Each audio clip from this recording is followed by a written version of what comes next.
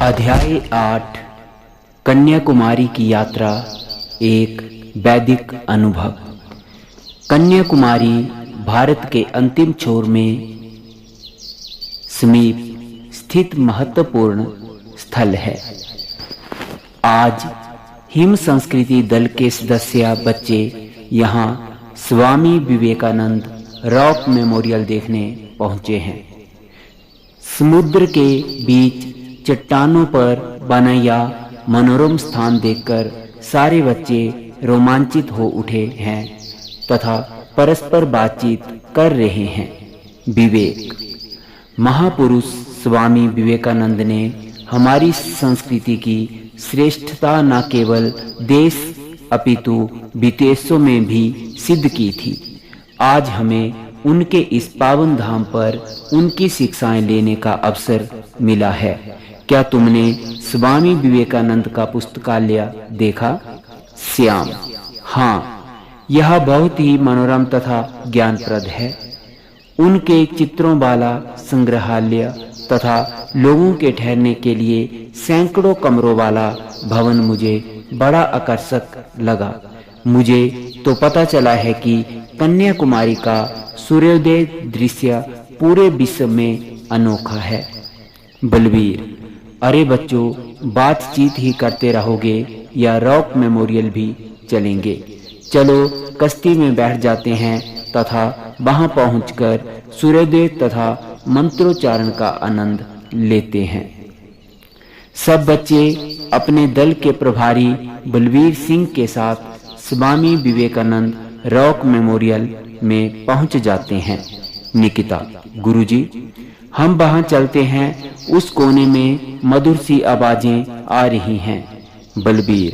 हाँ, हम वहीं जाएंगे। वह इस प्रसिद्ध रॉक मेमोरियल का ध्यान कक्ष है। इसकी विशेषता है कि यहाँ व्यक्ति ध्यान लगाकर मंत्र सुन सकता है। नित्य ओम का उच्चारण यहाँ चलता रहता है। सब बच्चे ध्यान कक्ष में बैठ जाते हैं जहां मंत्र सुनाई दे रहे हैं। ओम सहनावतु सहनौ भुनक्तु सह वीर्य करवावह तेजस्विनावर्धितं स्तु मां विदिशावह।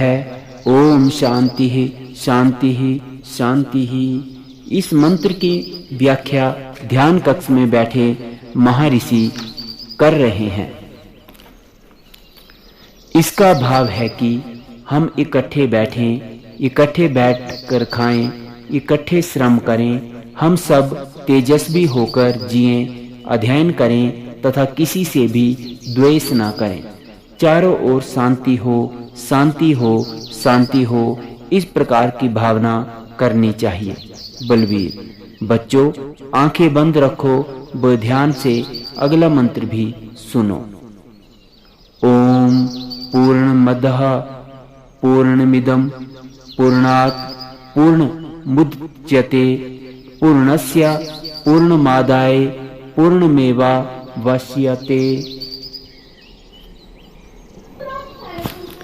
भाव है कि केवल ईश्वर ही पूर्ण है। पूर्ण से ही पूर्ण का प्रादुर्भाव होता है। पूर्ण ब्रह्मा से यदि पूर्ण लेकर ही सृष्टि का निर्माण होता है, मगर पूर्ण से पूर्ण निकालने के पश्चात भी पूर्ण ही शेष रहता है। ओम शांति, ओम शांति, ओम शांति। महर्षि। हे बालकों, ईश्वर प्राप्ति ही मानव जीवन का लक्ष्य है। ईश्वर तक पहुंचने हेतु मोक्ष प्राप्ति आवश्यक है। आओ अब इस मंत्र का उच्चारण करो। अहिंसा सत्यम अस्तेयम अकाम क्रोध लोभता भूतः प्रियम हितेहा चद मार्देयम सर्ववाणी कहा। भावार्थ यह है कि हमें ना हिंसा करनी चाहिए, ना ही चोरी, सदा सत्य बोलना चाहिए, विषय वासना से दूर रहना चाहिए, समस्त प्राणियों का हित करना व क्रोध न करना, यह समस्त प्राणियों का धर्म है। बच्चों, आप इनका उच्चारण करते रहें। महर्षि। ओम ईशावास्यवादमिदं सर्व यकित्तिकिच्च जगत्याम जगत तेन त्यक्तेन भुजिथा मा गृन्ध कस्या शिवेदनम। भाव यह है कि इस जगत में जो कुछ भी जीवन है वह सब ईश्वर का ही बसाया हुआ है, अतः ईश्वर के नाम से त्याग करके तुम यथा प्राप्त भोग करो तथा किसी के धन की लालसा ना करो। बच्चों, यहाँ सूर्योदय के समय प्रतिदिन सूर्य नमस्कार करते हैं। चलिए हम बाहर प्रांगण में चलते हैं। सब बच्चे विवेकानंद मेमोरियल से कन्याकुमारी मंदिर की दिशा में स्थित प्रांगण में चले जाते हैं। विजय, सूर्य नमस्कार के बारे में हमें कुछ बताएं गुरुजी। महर्षि, सूर्य नमस्कार स्वयं में एक पूर्ण व स्वतंत्र यौगिक व्यायाम है। जैसे कि इसके नाम से ही स्पष्ट है कि सूर्य की वंदना व नमन का प्रतीक है। सूर्य प्रकाश, ऊर्जा व योग ज्ञान का प्रतीक है।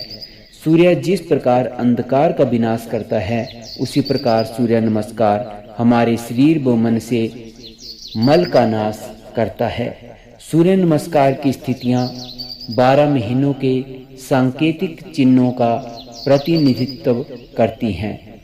इन स्थितियों को देखने से पता चलता है कि इसमें 12 क्रियाएं, स्थितियां व आसन है, जिनका संयुक्त रूप से असीम लाभ है।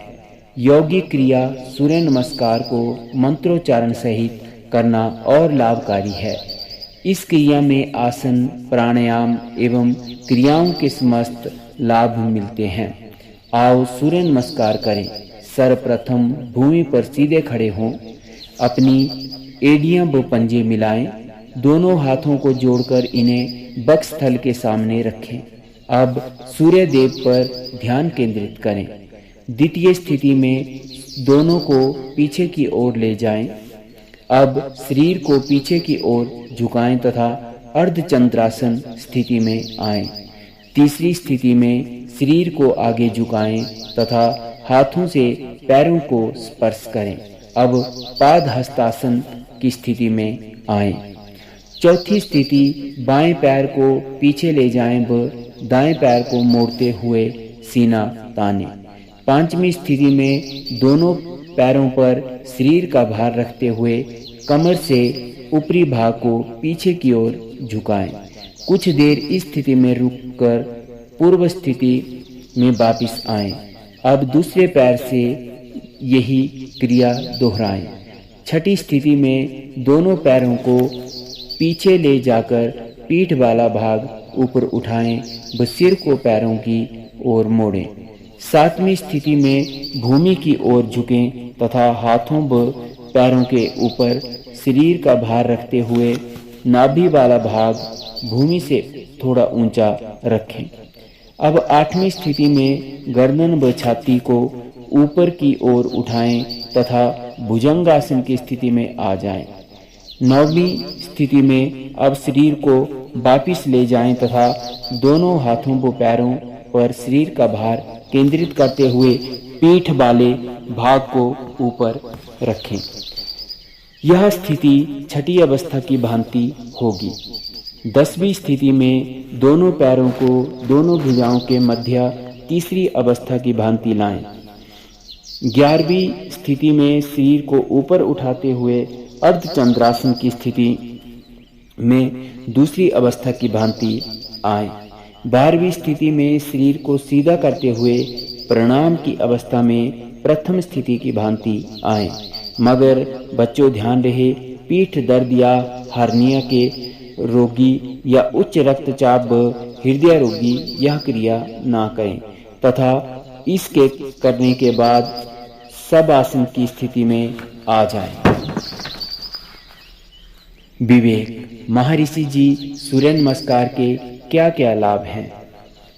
महर्षि, मोटापा दूर करने, हृदय व फेफड़ों को मजबूती के लिए व चर्म रोग दूर करने के लिए लाभकारी है। वंशानुगत ठिगनापन दूर करने, मेरुदंड लचीला बनाने, आलस्य व अनिद्रा दूर करने में भी यह लाभदायक है। बच्चों, वो देखो सूर्योदय हो रहा है, कितना भव्य और अनुपम दृश्य है यह। विश्व में कन्याकुमारी इस कारण भी प्रसिद्ध है कि यहाँ सूर्योदय का दृश्य सबसे अद्भुत है। सब बच्चों ने सूर्य को प्रणाम किया व महर्षि के साथ साथ सूर्य नमस्कार का अभ्यास किया। निकिता: अच्छा महर्षि जी, अब हमें आज्ञा दीजिए, हम स्वामी विवेकानंद के जीवन संबंधी चित्र खरीदने हेतु मेमोरियल के बुक स्टॉल पर जाना चाहते हैं। महर्षि: तुम सब का सदैव कल्याण हो। देवभूमि सहित पूरे विश्व में जाकर योग का प्रचार करो। सब बच्चे अपने प्रभारी बलबीर सिंह सहित महर्षि को प्रणाम करके बुक स्टॉल चले गए। वो महर्षि पुनः ध्यान कक्ष में लौट गए। इस पाठ में कौन सा मंत्र सत्य, अहिंसा और मानव कल्याण को दर्शाता है? लिखें। तो बच्चों, ये था हमारा अध्याय। अब हम आते हैं अभ्यास के प्रश्नों के ऊपर। तो हमारे अभ्यास के प्रश्न हैं। प्रश्न नंबर 1।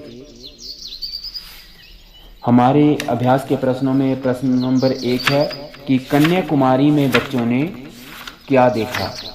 कन्याकुमारी में बच्चों ने क्या देखा? और इसका उत्तर है, कन्याकुमारी में बच्चों ने स्वामी विवेकानंद रॉक मेमोरियल देखा, जो समुद्र के बीच चट्टानों पर बना हुआ मनोरम स्थल था। प्रश्न नंबर 2। कन्याकुमारी में क्या प्रसिद्ध है? उत्तर: कन्याकुमारी में सूर्योदय का दृश्य पूरे विश्व में अनोखा और प्रसिद्ध है। प्रश्न नंबर 3। गुरु शिष्य के कल्याण के लिए कौन सा मंत्र है? लिखें। उत्तर: ओम सह नावतु सह नौ भुनक्तु सह वीर्या करवावहै तेजस्विना वर्धितम स्तु मां विदिशाव है। ओम शांति, ओम शांति, ओम शांति। प्रश्न नंबर 4। ओम पूर्णमदः पूर्णमिदं मंत्र का अर्थ भाव सहित लिखें। उत्तर: भाव यह है कि केवल ईश्वर ही पूर्ण है। पूर्ण से ही पूर्ण का प्रादुर्भाव होता है। पूर्ण ब्रह्म से यदि पूर्ण लेकर ही सृष्टि का निर्माण होता है, मगर पूर्ण से पूर्ण निकालने के पश्चात भी पूर्ण ही शेष रहता है। प्रश्न नंबर 5। इस पाठ में कौन सा मंत्र सत्य, अहिंसा और मानव कल्याण को दर्शाता है? लिखें।